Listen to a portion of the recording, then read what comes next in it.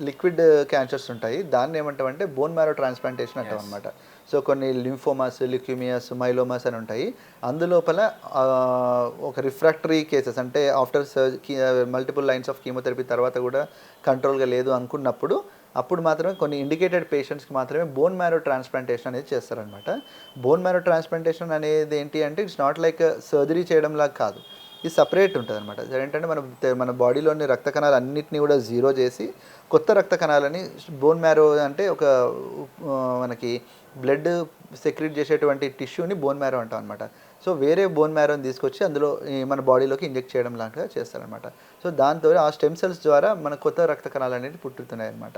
So, దాన్ని bone marrow transplant. మీరు అన్న దానికి యూజువల్లీ లిక్విడ్ క్యాన్సర్స్‌కి మాత్రమే అలాంటి సిట్యుయేషన్ ఉంటదనమాట. సాలిడ్ క్యాన్సర్స్‌కి అట్లుండదనమాట. ఫర్ ఎగ్జాంపుల్ మీరు అన్నట్టు లివర్‌కి క్యాన్సర్ వచ్చిందనుకోండి for example. Liver transplantation liver తీసేసి కొత్త లివర్ పెట్టొచ్చు కదా అంటారు. సో, దానికి కొన్ని ఇండికేషన్స్ ఉంటాయి. అంటే అన్ని లివర్ క్యాన్సర్స్‌కి అలా చేయలేం. దానికి ఒక పద్ధతి ఉంటది. దాంట్లో మాత్రమే ఆ లివర్ తీసేసినట్టు ఉంటది.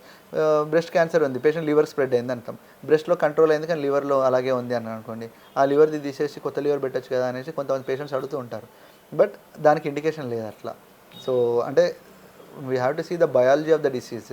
సో, డిసీజ్ యొక్క నేచర్ అనేది ఎట్లుంటదనేది మనం గమనించాల్సొస్తది. సో, దానికి ట్రీట్మెంట్ పద్ధతి ఆ విధంగా ఉండదనమాట.